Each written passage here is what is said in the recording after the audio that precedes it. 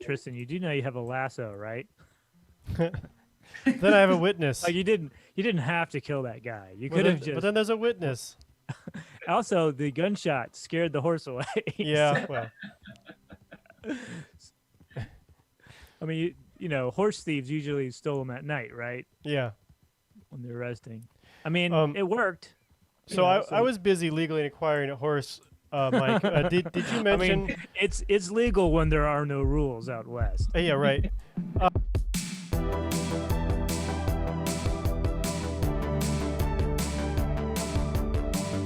Welcome back, everyone, to Archaeology Arcade. I'm Mike with the Florida Public Archaeology Network. I'm out of our coordinating center here in Pensacola, Florida. Once again, I'm joined by my colleague Tristan out of our North Central office, which is located in Tallahassee, Florida. And then once again, we're having back on our guest archaeologist, Mike Prouty with the Alpine Archaeological Consultants out in, I think you guys are based in Colorado, correct? That's correct. Yeah, Montrose, Colorado. It's in the western side of the state. Yeah, so we thought you would be a great guest to have back on. Last time we had you on for Oregon Trail, and you had done a lot of work out on the trail systems out there. And so this game that we're playing today is Red Dead Redemption 2. This is actually one of my favorite games, which is developed by Rockstar Games or Rockstar Studios and published by Rockstar Games. They've done a whole series. They're probably best known for this game, and then also Grand Theft Auto, that whole series. It's been around. Geez, I remember playing that game like in the late '90s when it was really not great graphics, but it's come a long way. So this is, of course, the sequel to Red Dead Redemption, and this one came out in 2018 initially, and so it's a few years old now, but we thought it would be a great one to play to look at these trail systems, and there's a whole bunch of other things we can kind of talk about as we go through the gameplay. So Tristan, I know you've been playing this game for a little while now. Yep. What do you think so far? It's amazingly detailed, and it's a huge Wild West playground, basically. They put a lot of work into certain aspects of it, though. Just to give folks a little bit of background, Mike Prouty and I worked with him out west for a little bit, and I did do a little trails with him out there. He's done a lot more than me since. And playing through this, I was kind of impressed because a lot of times in video games you see a trail and it just kind of like, here's it goes, and it's a little weavy because they feel like it should be. Whereas playing this, and I've found that, as far as I can see anyway, it looks like the trails and the exact routes they take make a kind of sense. And so I'm really eager to see what Mike thinks of it as well, and see if he thinks it makes sense or if he sees some oddities in there as well.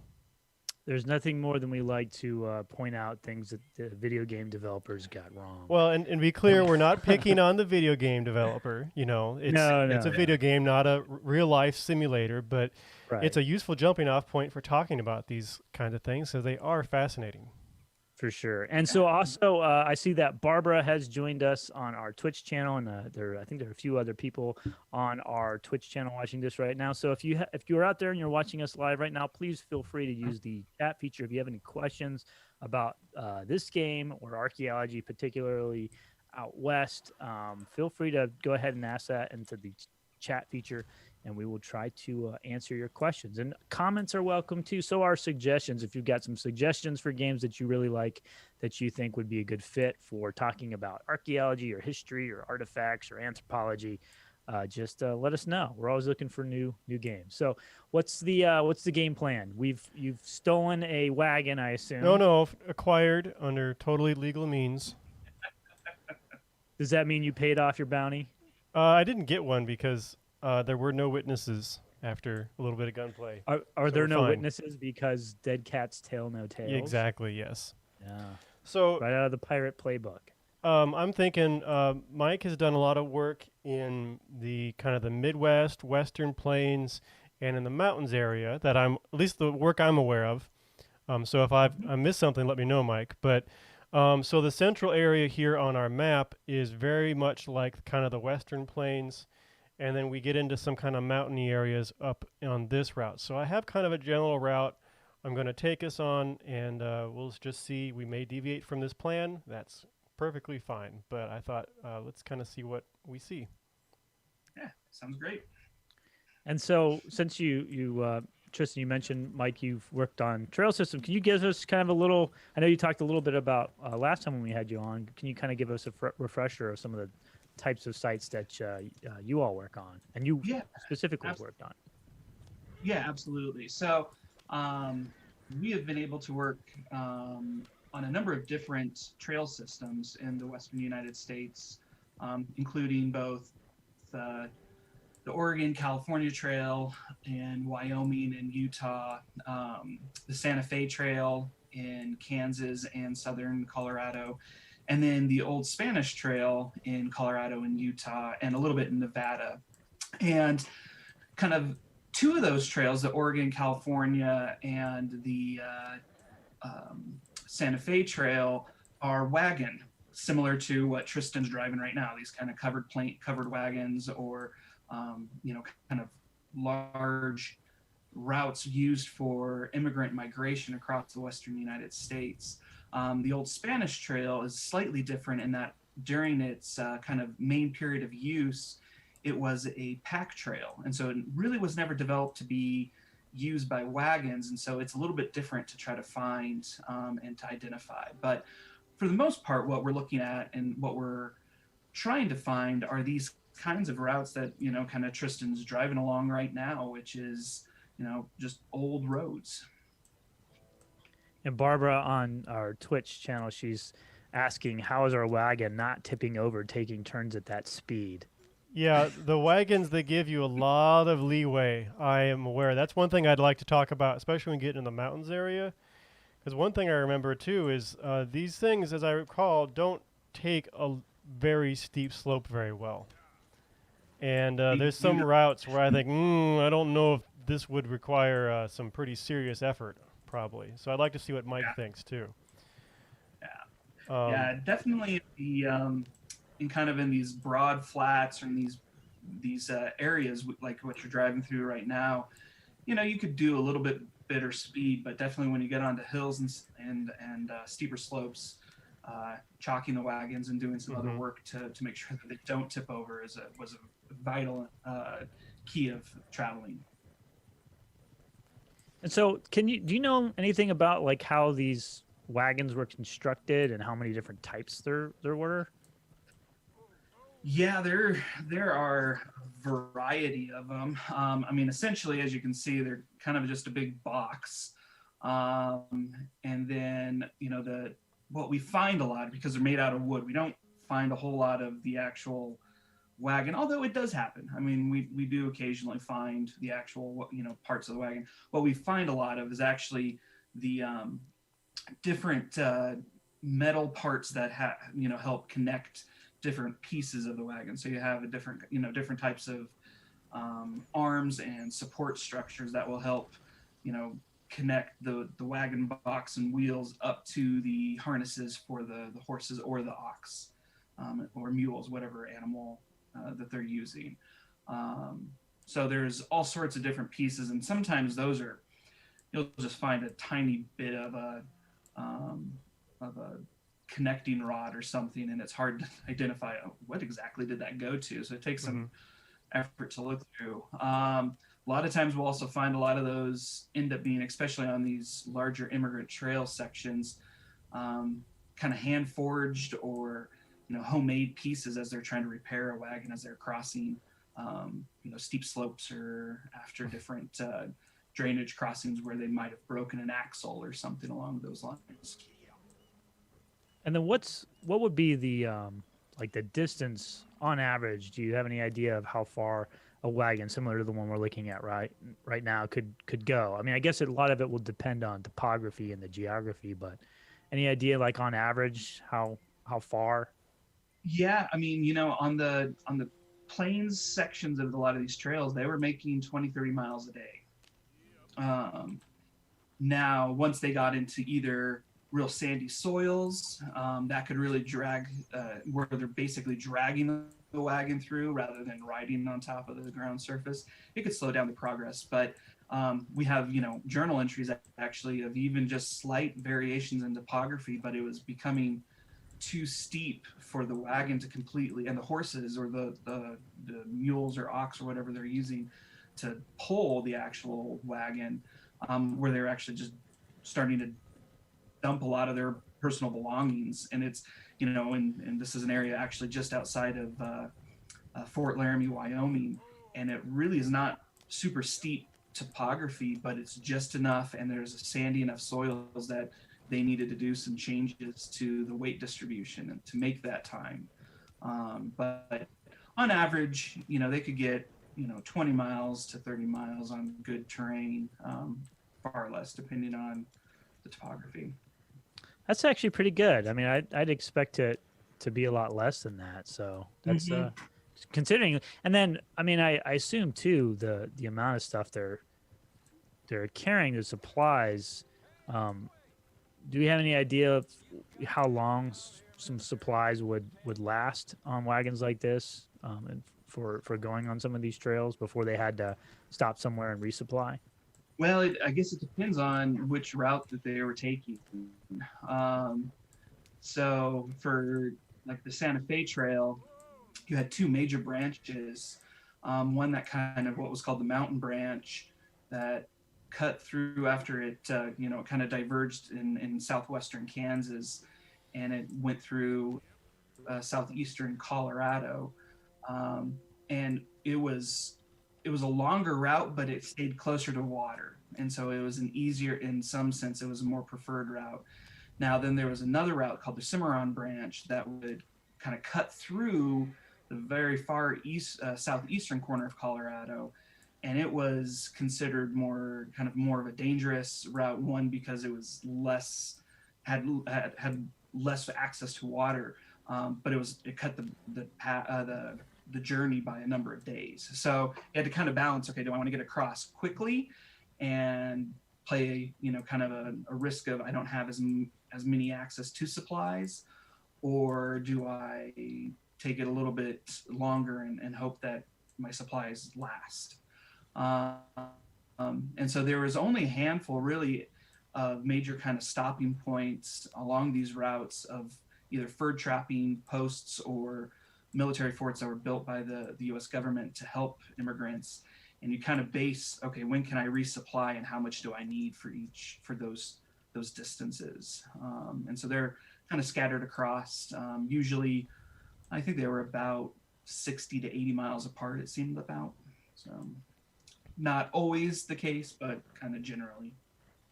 Yeah, I think we got a taste of that definitely more in the game, the Oregon Trail, than we will in this game. But it so far, I mean, this looks amazing. I'm always so impressed with the graphics of this game and the gameplay. And the horses, apparently the horses will poop. Is that right, Tristan? That is true, yes. So not as much as I think they normally do. So you're saying the horses poop a lot more than I typically see, yeah.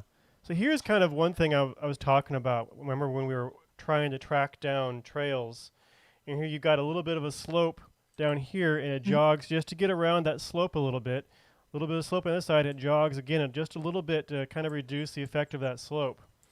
And I remember trails being very affected by, especially wagon trails. Is that right, Mike? Being very affected by that kind of thing. That's absolutely correct. And actually, you bring up a good point. Like some of these routes that you've been taking have kind of been interesting in the sense of just they're a network just formed. It's not like a planned route, and they're just kind of like, oh, hey, let's just start riding along the river. And as they start doing that, when you're on horseback or on foot, you have a whole lot more options about where you can go. You can go just straight up and over a hill, but once you start adding a wagon and the weight and how to move that wagon across the landscape, it becomes you want to take the path of least resistance. And so you're going to slight variations in the route to be able to avoid rocky areas, to avoid these slopes like you're showing there. There was a stretch of the Old Spanish Trail route that we've recorded that we saw an actual, what looks like some of the original foot pack trail that went up and over a hill but subsequent wagon road actually just went around the base of the hill. So we have this really kind of nice view of how that formed and how the use of the landscape for travel kind of developed. And so here's our first water crossing, and I always found the water crossings to be pretty interesting because you don't just take a wagon across a river, as I learned in Oregon Trail. You can if you're bold, Tristan. But you got to find places with rocky bottoms, I think, and shallow water and everything. So how did that crossing look to you right there? It looked fairly reasonable. Reasonable, yeah. I mean, it wasn't too bad, but it definitely you do kind of see kind of a necking, if you will, if you have multiple routes that will come and use one crossing, and then usually what will happen is as they kind of come up out of it, it'll start to kind of branch out again. But you don't. Yeah. Like you said, you want to find the easiest spot to cross some of these rivers if they don't have a formal bridge or something built for the road. Yeah. That's one thing, again, we'll see as well. How often have you've seen formal bridges in these sorts of situations? Because I suspect they're a little generous with them in this game, but we'll see what you think too. Yeah, I from my experience of playing some other the first Red Dead Redemption, I felt that there might have been a few additional bridges that wouldn't have happened. I mean, a bridge is a lot of effort in some sense. Sure. And I think they'll definitely put that effort into a route that is consistently being used. Now, for like some of these overland trail routes, they didn't have that kind of effort to put in the construction of a bridge, just because of the way it needed to, how it developed. But I think in more of a situation like this, where you're getting more settlements being constructed and put in, you might see on the main routes a bridge, but all the side roads and those kinds of things, probably not. I see we've got a question. It says, was it more common for a family, say one wagon, to go out on these trails alone, or did they go in groups? Usually in groups. They would form throughout a number of different places along kind of jumping off points. And a lot of those jumping off points ended up being, regardless of the trail system in Independence, Missouri, or Omaha, Nebraska, some of these other places along some of the major waterways. And they might start their initial journey from wherever they might be coming from as an individual family, but as they start to come together, they might kind of form these parties to come across, just because you have more numbers to help with sharing of the trip across the continent. So. And then one thing that happens quite often in the game, the Oregon Trail, is I think you have oxen in those games. You mentioned there being horses or mules. I think in this case, these look like, I guess they're horses, from what I can tell from my expertise of horses, which is like pretty much zero. What about I imagine, like in the Oregon Trail, a lot of those oxen will die like along the route, wherever they're going. Was that common for these horses or oxen or mules to die? And then also, kind of another question I have with that is, do you you mentioned some of the remains of wagons? Do you often find a lot of remains of these animals pulling them in terms of like horseshoes or mule shoes or whatever, ox shoes? If ox had shoes, I don't know. Right. Actually, I would say probably one of the most common artifacts that we find along trails are evidence of the draft animals, whether that be an ox shoe or a horseshoe or a mule shoe. Because as they go across, they have to reshoe, or they'll, in some sense, they might even take off the shoes to help the animal have more traction. Not usually is the case, but sometimes that could happen. But absolutely, we haven't seen any, encountered any carcasses right along of an animal or something like that, or the bones of a draft animal. But Mm-hmm. It definitely was an issue that they would have to deal with an animal dying, and having to replace that animal or figure out another way. But really, truthfully, I think in Oregon Trail, the game, they really make it seem like, oh, it's a major issue. But I think while it is, it's also a very important aspect of the travel. And so they really took care of their animals to make sure that they didn't have to try to figure out a way to replace one of their horses or mules or the oxen, depending on what they're using. And I'm assuming that you could probably tell what type of animal they were using based on the shoe that you find, maybe? Yes, absolutely. A mule shoe will be a slightly smaller horseshoe, basically, and then an ox shoe is actually a very different looking kind of shoe for that. So you can actually gauge what they're using based on that artifact. So. And can you also, so you can tell the type of animal based on the shoe, the size of the shoe. How about in terms of time period? I mean, can you date shoes based on the style, or is that something that just didn't change that much? That is much harder. There are some things that can indicate if you're getting more kind of hand forged nails that they're using, or repaired hand forged shoes, those kinds of things that might indicate somewhat of an earlier time period, but it's not always clear, especially because usually what we find are not complete shoes. They're fragmented or worn out, so maybe potentially some elements that could be diagnostic have worn off. So it's not as clear. This is a little off topic, but do you have any thoughts on this right here, Mike? What this flume in these might be for? It's a water flume? My screen. It dumps into the river. So. Okay. Okay. And I saw that and I wonder if they were going for something, and if there's something I'm not mining related or something there.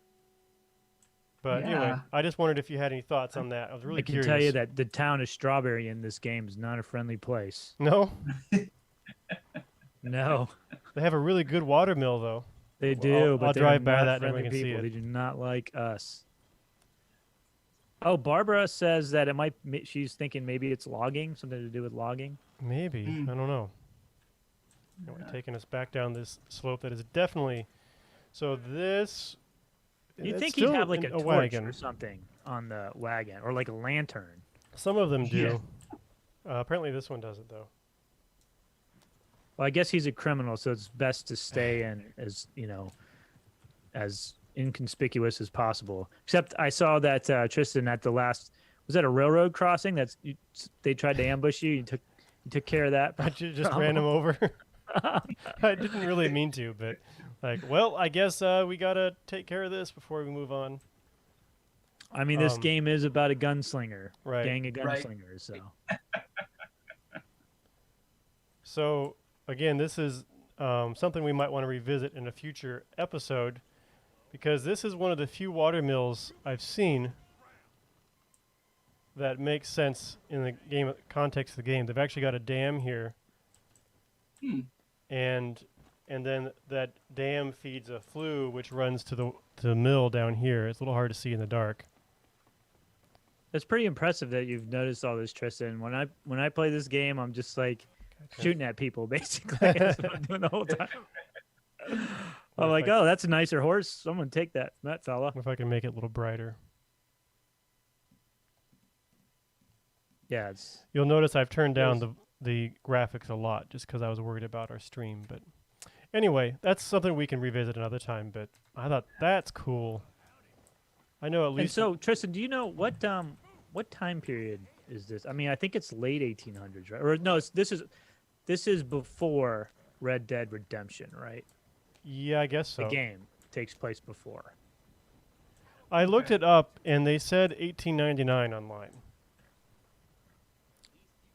Yeah, because from what I remember, and I'll have to look this up while in just a minute, but I believe the Red Dead Redemption, so the one that came out before this, is like early 1900s. It's supposed to be kind of like the end of the West, because I remember you can get pretty advanced rifles, like semi-automatic rifles in that game. Actually, Well, one of the guns I think they have on there, I actually have the Mosin Nagant, which is a rifle that was used from like I think it was developed by some Swedish or maybe Norway, I can't, Norwegian inventors in like the 1890s. I think it's the M91. I think it's the actual model name, but it was used all the way through like World War II and even the Vietnam War by the Viet Cong. So, and it was a Russian manufactured gun, but I'm pretty sure you can get that gun in Red Dead Redemption, which would be later than this one. we really need to get someone on who does historic firearms at some point as well. Yeah, someone who knows what they're talking about. Yeah.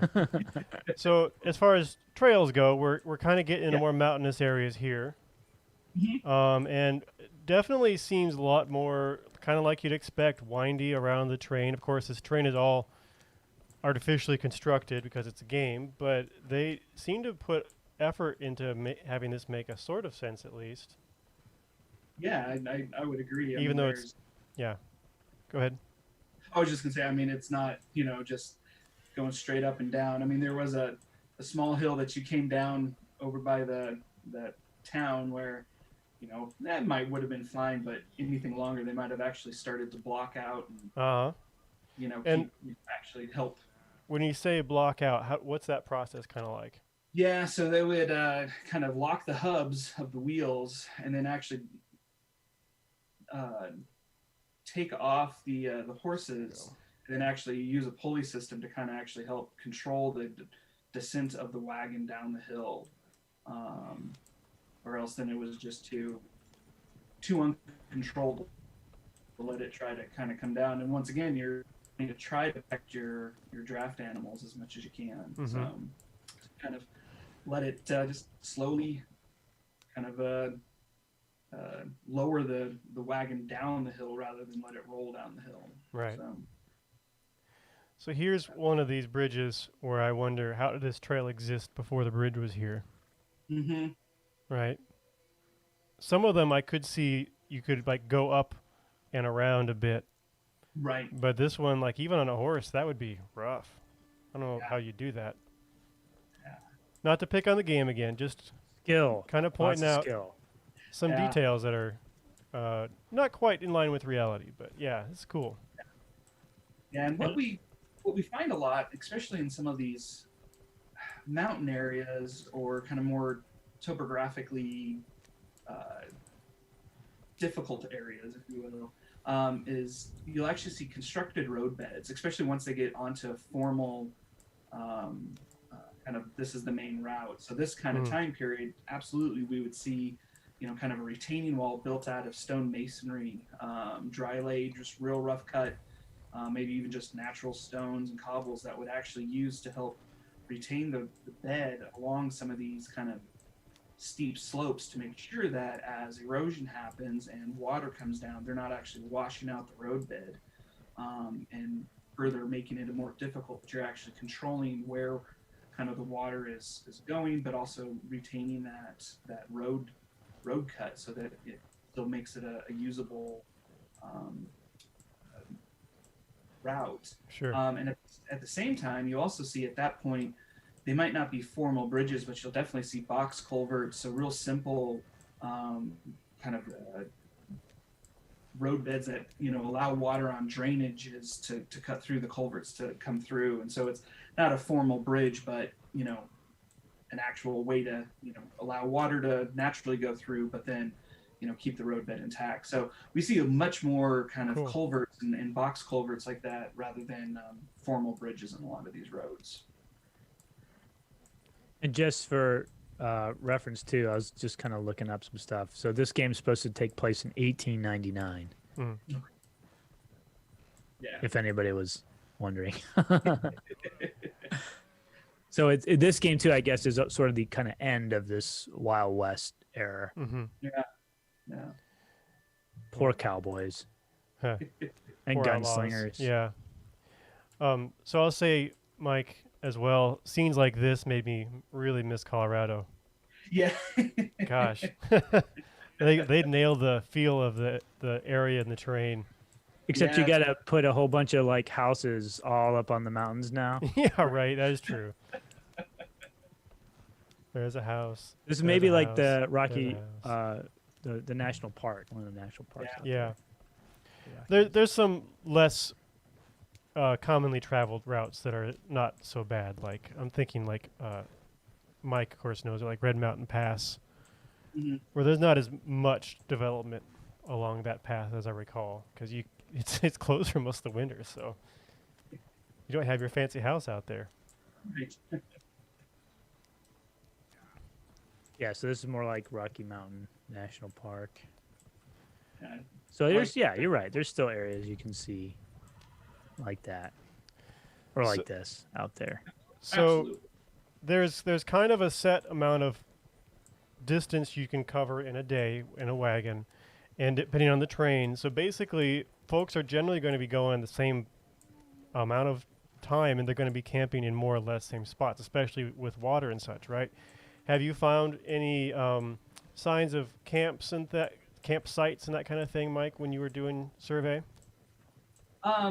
We have, and like you said, there's some very well-known campsites along these areas, along these trail routes, and so a lot of those have been previously documented. But you do occasionally find just the random, somebody decides to make camp at another spot.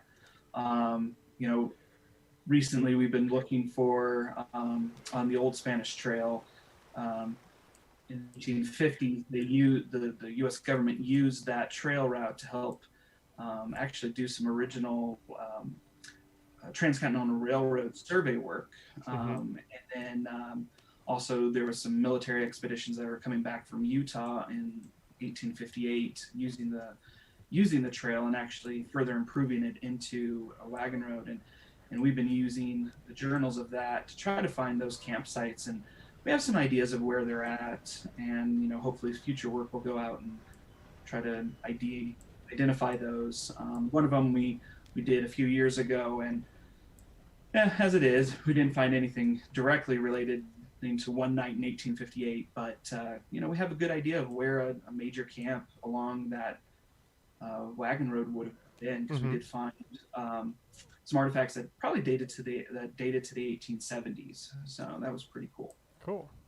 Yeah, I was gonna actually suggest we maybe set up a camp, but it looks like the sun's coming up, so that way it would be maybe easier to see. And the game won't actually let me do it.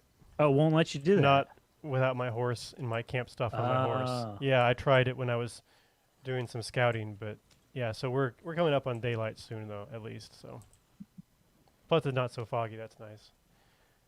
So this trail here, I probably shouldn't be driving on. Probably not. You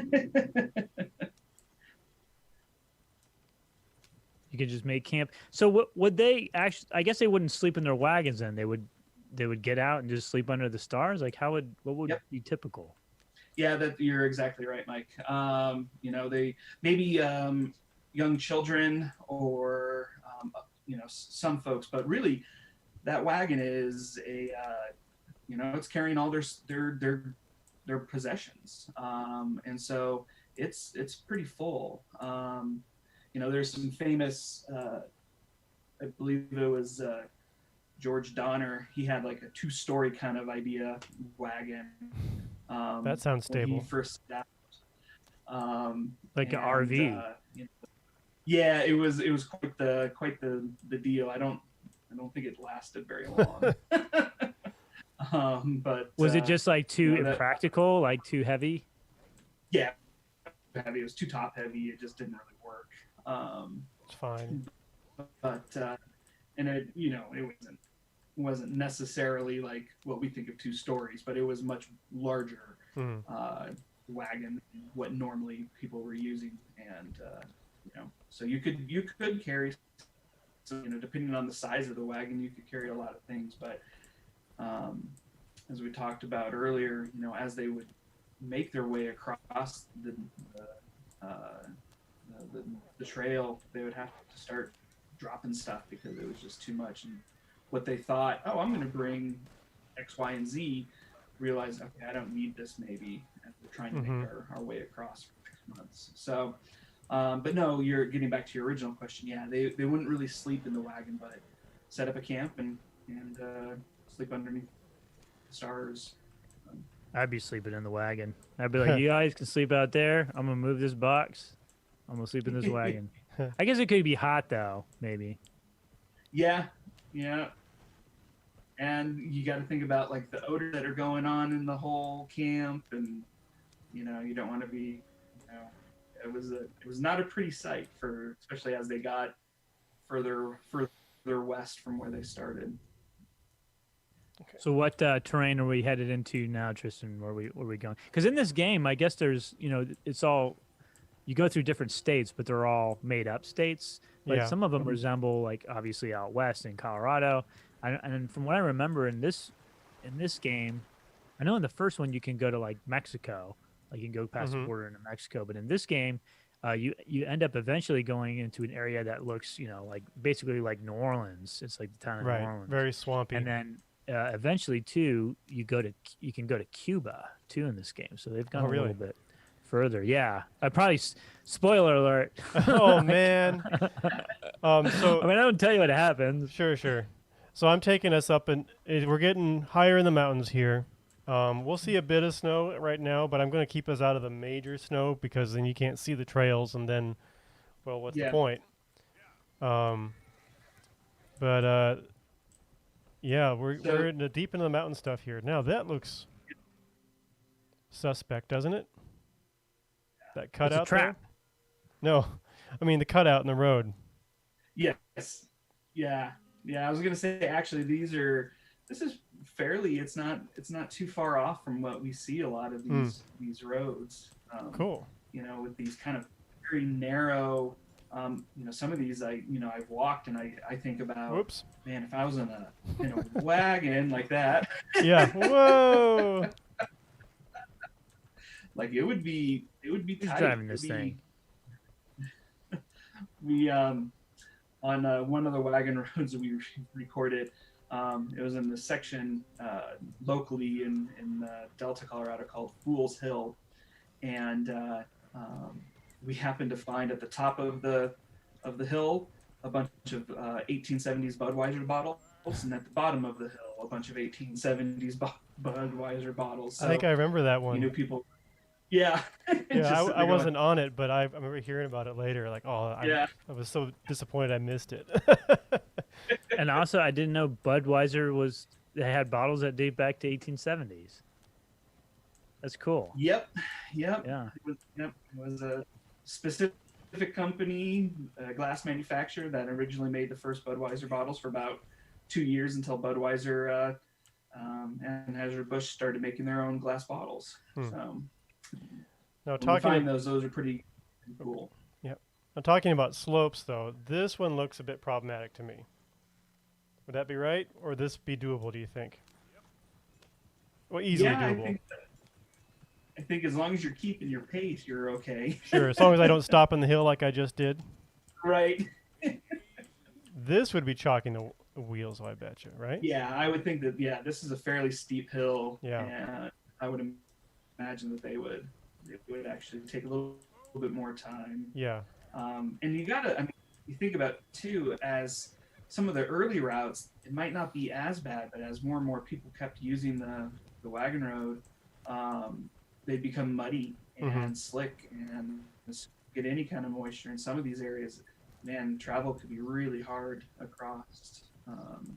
So all those little kind of conditions kind of help change, and actually that's why we start to see a route diverge, especially on hills and in areas where an area becomes too rutted out or becomes too slick and too impassable, so they just move the road over a little bit because hey, there's fresh grass or it's rocky and they can get down a whole lot easier. So through these conditions, and I'm not, I don't really see that in some of these, is where you actually start to see a lot of braiding and branching to account for those kinds of that's a good point. environmental constraints.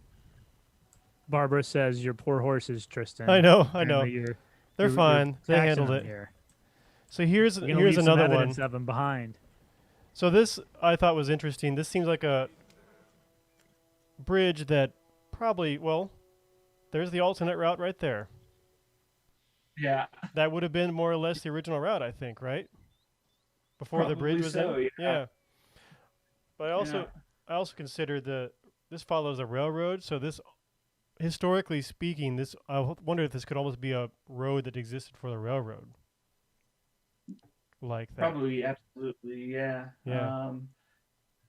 But you also, in a lot of cases, you see a road built up along the railroad for just, local access, or to be able to access telegraph lines if they happen to have a telegraph line along the railroad. Yeah, that is actually one thing so you see those missing. kind of develop in concert. So. Yeah. And so how about like the federal roads? Because I know in Florida, our federal road that was built in the 1820s, they basically expanded on a trail that already existed, but they were specifically widening it for wagon use. And a lot of I believe a section of it that they built from Pensacola to basically the kind of Tallahassee area was all constructed mainly using the labor from soldiers. And they were able to kind of accomplish getting, I can't remember the exact width, but it was like some specific width for wagons. And they could get it in some areas, but not in others. But when they got to Tallahassee, it got wider, but they started to use enslaved African Americans as people who actually built that section of that federal road. Do you see similar things happening out west? Are they expanding trails specifically for wagons, and how are they actually constructing them if that's the case out there too? Yeah, so a good example of that is actually the Old Spanish Trail and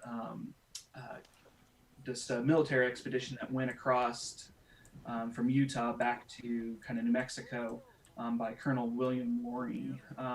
He had a group of about 300 men and similar number of horses and some wagons. And as they came back in 1858, they actually constructed the Old Spanish Trail into, at least portions of it, into a wagon road. And so they just used the soldier labor to do that. And so in the similar sense, though, because of the way that the West kind of developed, there wasn't, a concerted effort to turn a lot of roads or trails into an official wagon road until more settlement occurred. And at that point, it was starting to become more of the communities or the territories' responsibility. So you have a handful. Now, this particular one that Loring did through kind of what ended up being eastern Utah and western Colorado, became known as the Government Road or the Salt Lake Wagon Road. Eventually became known as the Salt Lake Wagon Road because it became a major route for miners in the San Juan Mountains to access. And it kind of funny, it was easier for them to get supplies from Salt Lake Valley rather than trying to cross the Continental Divide and get it from the Front Range of Colorado. So this wagon road ended up becoming kind of the main supply point until a railroad was built in the 1880s. So you have some of that, but not maybe to the level that you see out on the East Coast. Barbara said that, Tristan, you were giving her anxiety going through that pass. Yeah, if this was real, I would. That's how I feel like driving on some of those mountains sometimes. Out west, I'm like, is this safe? I don't know if this is safe. Yeah. Yeah. Definitely need 4-wheel drive. Yep. And, Mike, you bring up an interesting point. In a lot of the mountain areas, after kind of more settlement happens, you actually end up seeing private contractors. There was a gentleman named Otto Mears here in Colorado that became an incredibly important road builder. And he built what's called the $1 Million Highway, which comes out of Ouray, Colorado, and goes over Red Mountain Pass and into Silverton and to access a lot of the mines. And that was built in the 1870s. And I mean, they become toll roads. And that's really where, these main roads get built and how they're funded is private corporations or private companies building the toll road to access and kind of influence how miners and companies access the mountains. But those roads are incredibly steep and treacherous. And so there's these private companies that these private individuals that were building these roads. I guess they were being paid by the federal government. Is that who was kind of fitting the bill for these, or was it like a state thing, or like? No, it was just them, and then they would, if you wanted to access and use that road, they'd have toll booths and toll houses that they would get investment capital and say, hey, I'm going to build a road from Ouray, Colorado to Silverton, and then anybody that really, because that was the only route to get into the mines, they would get a profit from basically anybody shipping ore out of the mines or taking supplies up from the valley and stuff. So wow, do you see like literature coming out like, hey, come along the best road out west? You know, like promoting their roads to, yes, to travelers. Absolutely. Yeah, absolutely. You know, we maybe not. You know, there was in the early kind of immigrant trail, you'd see, you know, guidebooks for which route to take. But later on, as these toll roads got built, local newspapers would say, oh, you know, so-and-so is building the best road to get between these two areas, and the toll's going to be great or whatever. And so you'd find those roads being touted as take this road. So absolutely. Ooh, can I tell about the Nebraska City cutoff real quick? You guys know about that one? I do. So originally, I do not know about that. Originally on the Oregon Trail, people would stop at Nebraska City and then travel north to the Platte and then cut across. Eventually, Omaha started, though, and Nebraska City was getting cut out of that process. So they actually plowed like 100 miles of trail straight to one of the forts further west, trying to actually get more business for the shipping and everything. And they even had a steam wagon that got about 5 miles out of town and broke down and never ran again. It's an amazing story. I'd recommend checking that out sometime. Absolutely. It sounds great. Yeah. And then I know at some point in time, you know, I realize trails have always kind of existed, or, you know, humans have always had trails essentially. But I know early on, you know, you look at like the Lewis and Clark expedition, they were just using the river systems. So at what point in time do trails kind of start being used more than just the rivers themselves, or was it kind of a combination of the two always, and I'm just like way off? Well, I think it depends on the area.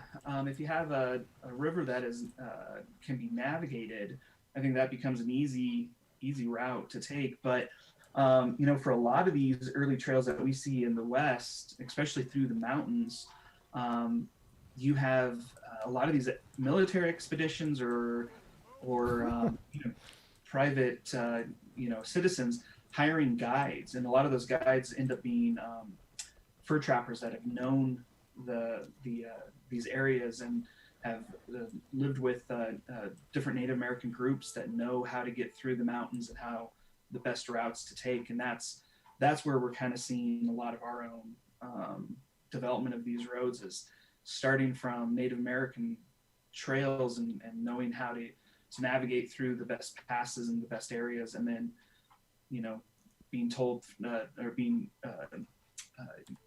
guiding fur trappers who then guide subsequent expeditions and stuff. And that's how these kind of develop, for at least in the West. We don't have a whole lot of, aside from maybe the Colorado River, we don't have a lot of navigable waterways. Yeah, that makes sense. And then Barbara, she asked, I guess just not too long ago we passed what she was asking might be a fort or a lookout of some type. Looked like there was a wagon that was broken too back there. Yeah, a couple of them. I guess I could run back if you wanted to see it, but it was called the Loft. Whatever's like going on. Trading. I'm not going to try and turn around the wagon in this scenario. It's just fun. I guess I could shoot that Just guy, leave that. steal his horse. You know, that's really bad wagon trail use etiquette, Tristan. Yeah, right. Leaving your wagon. It's like when I'm in the grocery store and someone's like cart is in the middle of the aisle. And Yeah. around them. I just have to wait. But that's poor etiquette, people. Everybody Come does on. it. That's a problem. Everybody leaves their carts in the parking lot too. Right. You're right. Well, you will finally reach the epitome of civilization when people stop leaving their carts in the parking lot and stop parking their carts and wagons in the middle of the trail. Yeah, like this. Yeah. That doesn't look too broken down to me there. No. This looks a little more broken down. It has no wheels. Yeah. They do actually have you early, like for one of the first things you do in the campaign is actually repair a wagon wheel. And Oh, really? I'd like to I see forgot someone about who really that. knows that and see their comments on if that's how you do it, because they I think basically in lift it this up game and you can hammer it back also on. work on a ranch and do like blacksmithing, if I'm not mistaken. I haven't gotten to that too. yet. So anyway, here's our little whatever it is. It's got to be kind of a lookout, right? There must be, maybe there's treasure inside. You better Smash that window. draw your 6-shooter. This doesn't look good. Here's an outhouse. They thought of everything. Yeah. Anyway, So how many outhouses have you guys excavated? personally, I've had to do none myself. You know that I excavated a portion of a historic mining town a few years ago, and both the privy depressions or outhouses that we tried to excavate turned out to be nothing. So that was disappointing. Yeah, very. But every time we try to do an excavation at some kind of a historic habitation site, we always want to get at the outhouse. So the company has done a number of them, that's for sure. I remember we were doing one. It was a remote area. I mean, a lot of the places are. We found the outhouse, and it was supposed to have been abandoned early 1900s, but the people who excavated it pretty well assured it was being used in like the 50s and 60s because Yep. it was a little fresh. Nah. Yeah. Are those So- are those ruts from your wagon, Tristan, that are still in the ground? I think they are. Yeah, that's me right That's there. cool. Yeah. I definitely almost went over there. Yeah.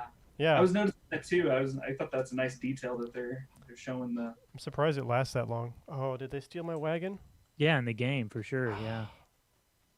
Someone stole my wagon. Well, that's going to be great. So it's a footpath now. Now, Tristan, this goes back to what I said. You should never leave your wagon in the middle of the trail. Some attendant Someone came and will picked it steal up. it or move it. Some attendant came and moved it. I mean, Out of isn't the that how you got this wagon? You basically just took it for some No, guy no, who no. went into- Acquired went into the privy real quick? acquired it entirely honestly, definitely. Looks like a sinkhole. So now what do we do? Well, Like, hopefully if we I'll can see find it hopefully I'll see someone on a horse soon and I'll And then ask take it politely with my gun if I can entirely take legally. it. Yes.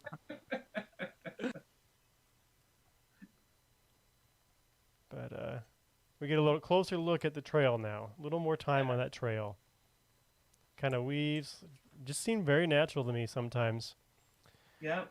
So I have looked out here, Mike, and I think vegetation in Florida makes it very unlikely to spot a trail. What is it like trying to see a trail in your areas, the places you've worked in? Yeah, so I mean, it can go from everything that you're seeing right now, where it's basically a path cleared through the woods, and you just don't see, it's just a linear, like wide open, to, it gets overgrown. There's areas of the prairie that will, or along stream beds and stuff that just get overgrown, and you'll have no idea that there was an old road through there. So what we end up doing actually is, because these are linear sites, you want to, I think naturally people want to go, oh, let's just go from point A to point B, and we're going to try to record the trail, and it just doesn't work that way. And so what we'll do is we'll actually find places that we can clearly identify the trail, be it a path through the woods or an actual, a swale, a depression in the ground, something like that, and take that until we can start kind of piecing the route together. And so sometimes it's been obliterated or it's just overgrown and we just can't see it anymore. And we have ways of documenting those conditions. or it's clear as day. Then there's other things you look for features like the retaining walls or cairns along the route to help identify the direction or the path of the trail. So there's little markers like that we can look for to help identify the route. And then the kind of last piece of evidence and kind of most important is our historical documentation that we'll look for. So that's looking at maps, journals, and illustrations that might have accompanied some of those things. And that's how we can help piece together the route of these old trails or wagon roads. I just like to point out too that Tristan, you do know you have a lasso, right? Then I have a witness. Like you didn't have to kill that guy. You could have just. But then there's a witness. Also, the gunshot scared the horse away. Yeah. Well. I mean, horse thieves usually stole them at night, right? Yeah. When they're resting. I mean, it worked. So I was busy legally acquiring a horse, Mike. Did you mention? I mean, it's legal when there are no rules out west. Yeah, right.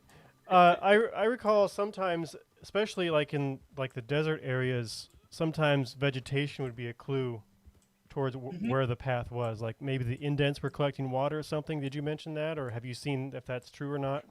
No, I didn't mention that, but that's a great point, and it happens where even in prairie conditions, the grass will grow greener in the trail rut because it serves as a collection point for water, and the grass will just grow greener there. Also, surprisingly, during wintertime, snow fills that differently, and so it's actually, if it's the right amount of snow, you can actually clearly see old wagon roads. They're very, very evident, just the way that snow collects within them. So it's a weird moment to try to convince people like, it's okay, I'm surveying, I can see the ground through the snow. Right. Yeah, I remember it being very gratifying and extremely frustrating. Yes. From day to day. Hey, look, a wagon. Hey, Just use your lasso. That looks like my wagon. No, I'll let him be. I think we're good. No, just lasso him. He'll be fine. No? Where's my lasso? Here's your lasso. Yeah, let's see how good you are with the lasso. Can I get both of them?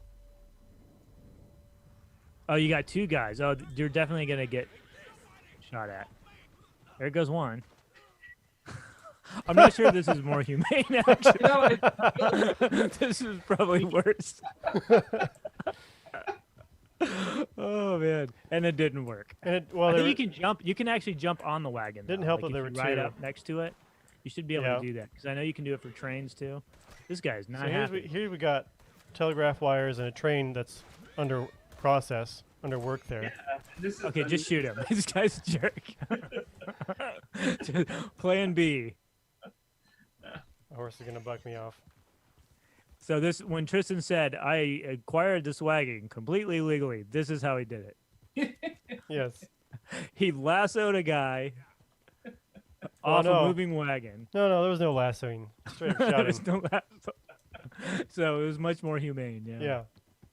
Yeah. Barbara says that the person who stole your wagon is probably treating your horses better. That's fair. They probably are taking easier routes. I didn't do very good with the horses there. I almost ran them off a cliff one time. Well, it takes practice. You had some pretty rough trails. I would think. I think some of those trails were pretty difficult. We're definitely not meant for wagons. No. No. And wagon stealing, you are 1 for 2. That you've seen. I'm much lower normally. Hello. There you go. A stagecoach. Unguarded. Okay, what's the difference between a stagecoach and a? I mean, I think we only have like a minute left, but what's the difference between a stagecoach and a wagon? Technically, I mean, it is a type of wagon, I guess you could say, but a stagecoach is going to be an actual entity form to help transport people and goods across the route, and usually they have. They're using either predetermined routes and then set up their own toll stations and stage stations and things like that. So, but it's a company, a formed company to help move people. So it's like Uber. So Yep. basically, we're in an Yep. Uber car right now. Exactly. And what I think this is, we're right at almost 2:00. Yep. And so I think that's our hour. But I learned so much about trails. Thanks, Mike, for being back on, coming and joining us for this game, and then Absolutely. Tristan for trying to navigate some of these trails. It wasn't easy. Trying to. Obviously, it wasn't easy to steal the wagon to begin with, No. as we saw at the end. So we took a few weeks off from Archaeology Arcade because of the holiday break and the New Year, but we're hoping to do these more regularly once again into the year 2021. Hopefully this year is better than last. Although, so far it hasn't really been that great, I guess. But we do have another Archaeology Arcade scheduled for next week, I believe on Thursday at 1 p.m. Central Time.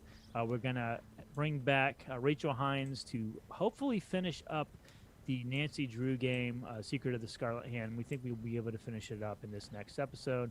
And then after that, we'll probably come back and play this game again. As we mentioned, there's so many other things we can talk about aside from these really cool trail systems, which are really fascinating. But again, thanks Mike, thanks Tristan, Yep. and then we'll see you guys next time. And then one more thing, if you want to view this episode or other episodes, feel free to go on our YouTube channel by just going to youtube.com / Florida Public Archaeology Network, all spelled out, and that's our YouTube channel. And then if you like our videos and subscribe them, and if you got any suggestions for future video games to play, then please let us know. All right. Thanks, everyone.